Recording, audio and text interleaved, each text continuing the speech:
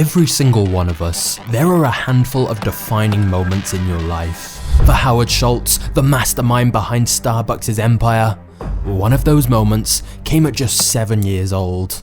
His father had just been fired from his delivery job after falling on ice and breaking his hip and ankle. The family had no medical insurance, no savings, and in that moment, no hope. Flash forward to today, and Howard Schultz is a multi-billionaire and is responsible not just for transforming the coffee industry, but several other industries most people might not realize. But to understand how a simple coffee store can become a global empire, we need to look at the 4 stages of Starbucks. And it all begins way back in the 60s.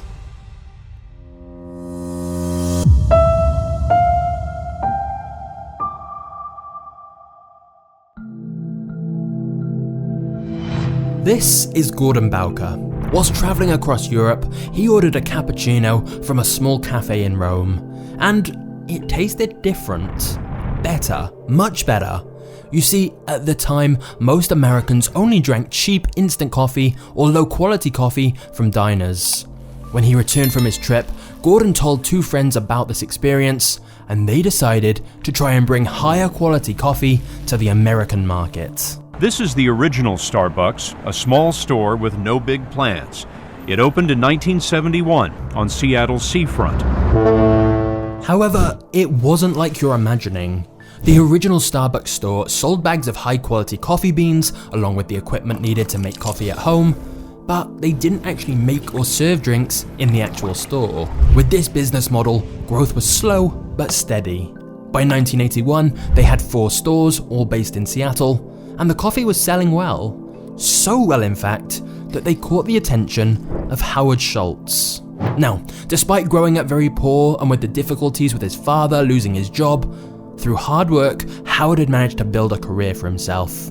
It hadn't been easy. He'd even had to sell his blood to afford to get through college. But by 1981, Howard was the vice president of a company, and that company just happened to be one of Starbucks' suppliers. This is how Howard Schultz first heard about Starbucks. He was intrigued by the amount of orders this little coffee company was making and went down to one of their Seattle stores one day to check it out for himself. He tried their coffee and was immediately hooked. So much so that he decided he wanted to be a part of Starbucks and reached out to the 3 guys who'd founded the company to see if they'd hire him. But the only person who thought Howard joining Starbucks was a good idea was Howard himself. The 3 founders of Starbucks were reluctant to let someone else join, and even Howard's own mum told him, "You're doing well, you have a future, don't give it up for some small company nobody's ever heard of." Despite this, Howard was persistent. He was unfulfilled in his current job and could see the huge potential for Starbucks, so he kept writing to the Starbucks founders, and after over a year of convincing, Howard joined the Starbucks team. Little did anyone know, that decision would change everything. And when people say you're an evil empire bent on world domination, you say... I hate that. I hate that.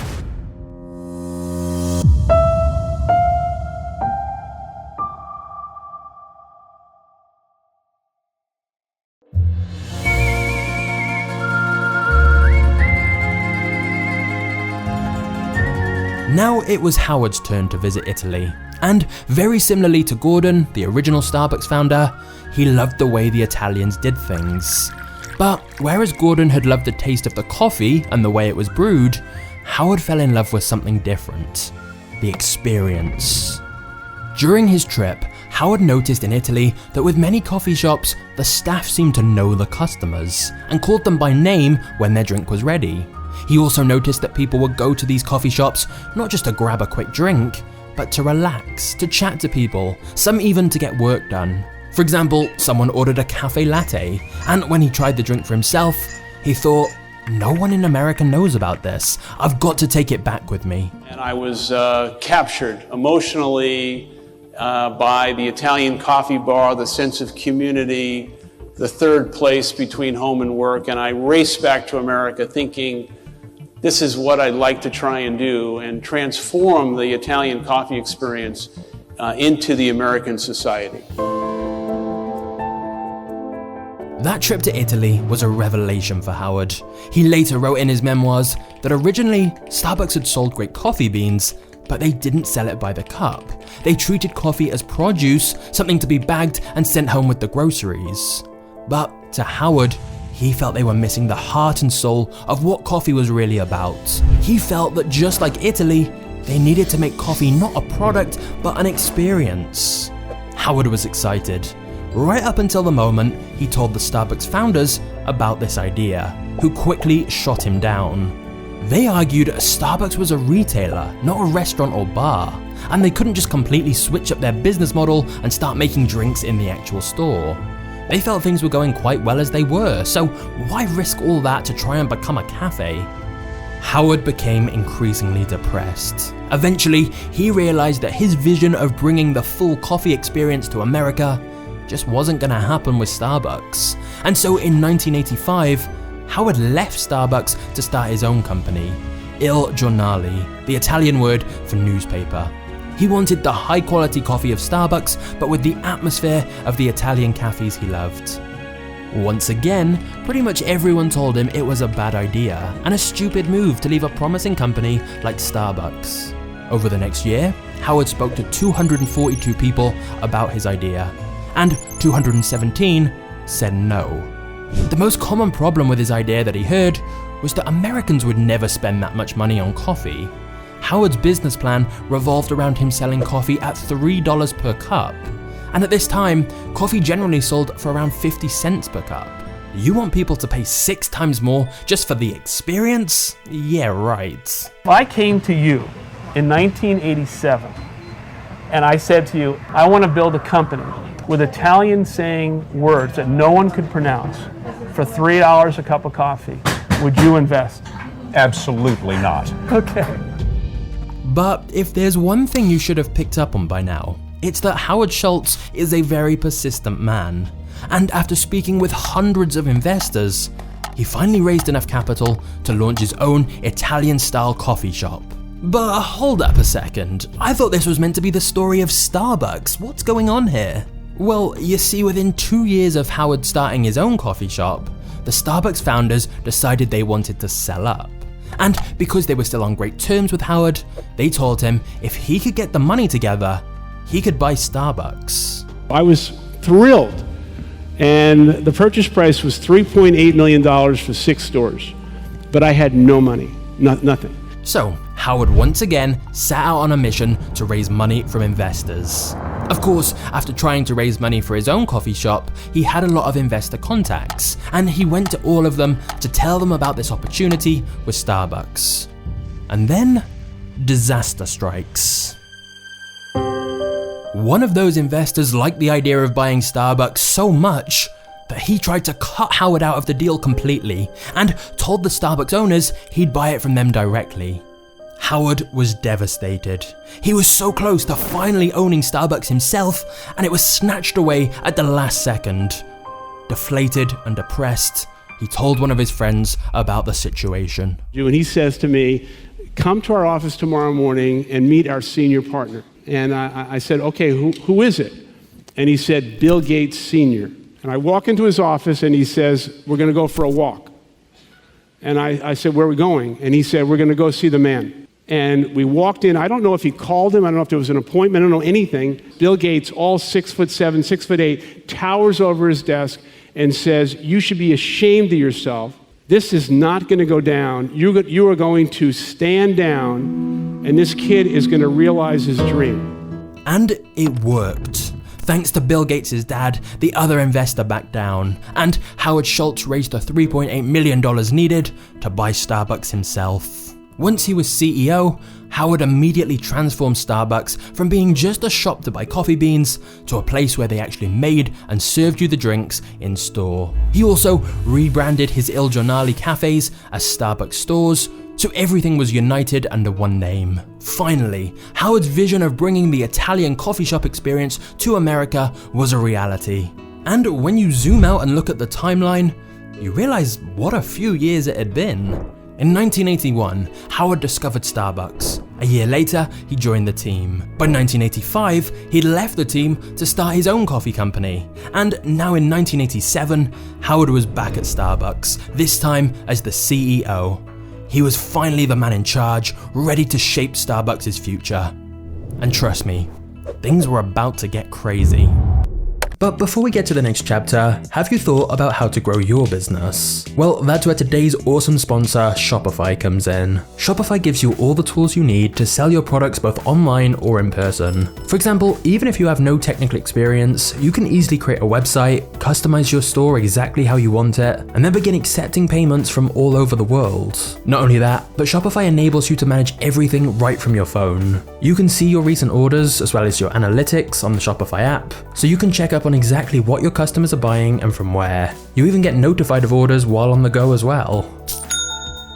For me personally, one of the goals of having a business was to have more freedom, the ability to travel and not be tied to one spot. And that's why I think Shopify works so well. They give you all the tools to build your business, but make it super easy to manage it from anywhere. And the best part is, you can literally try it out completely free for yourself. Just click the top link below to get started today.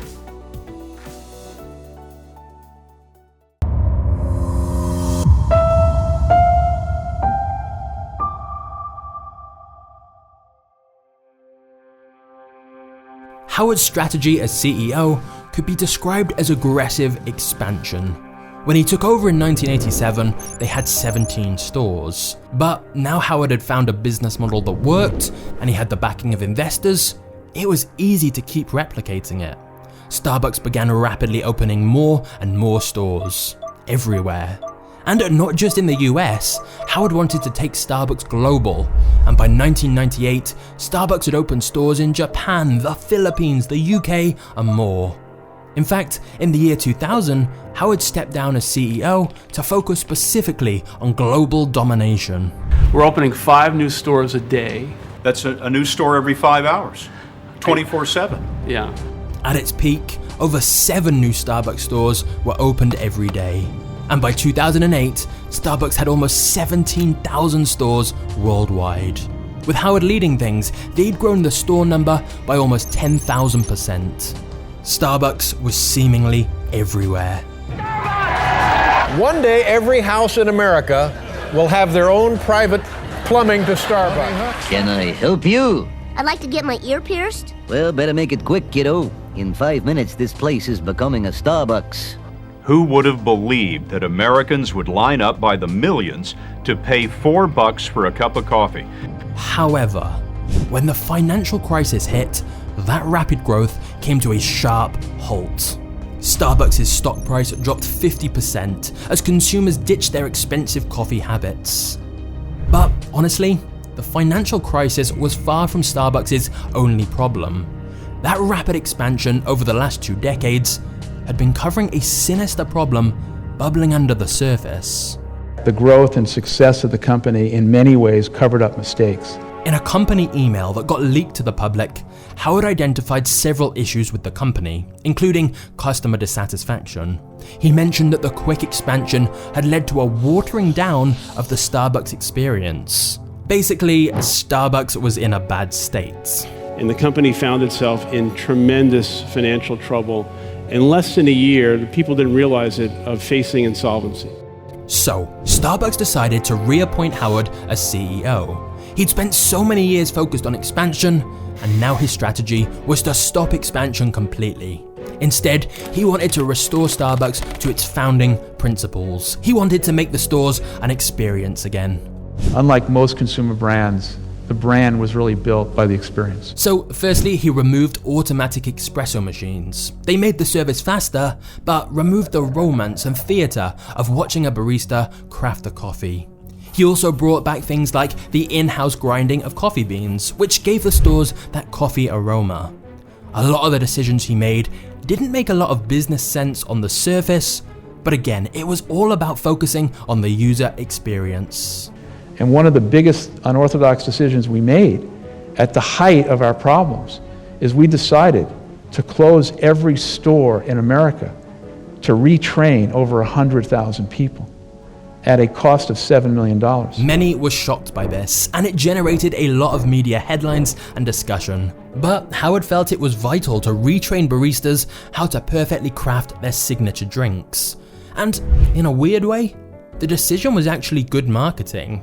It helped announce to the world Starbucks was returning to its roots and focusing on quality. And it worked. Company growth rocketed up by 143% in 2009. And it's no secret that Starbucks have now continued to thrive and expand again. In fact, at the time of this video, they have over 32,000 worldwide stores. But again, let's just hold up a second. The story of Starbucks is undeniably a success story, and Howard's rise from poverty to billionaire is remarkable. He saw an idea, brought it to a new market, and through hard work and great business strategy, built an empire. However, what's possibly even more remarkable is where Starbucks is heading.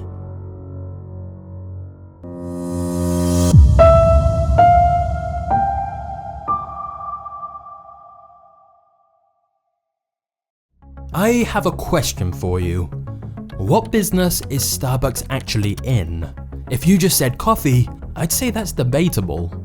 If you've ever seen the movie The Founder, you may be familiar with this scene. You're not in the burger business. You're in the real estate business. And with Starbucks, it's kinda similar. There are several different industries they're arguably competing in, which can tell us a lot about the future of Starbucks. Firstly, in real estate, there is something called the Frappuccino effect, which refers to where there's a significant increase in nearby property value because a new Starbucks opens nearby.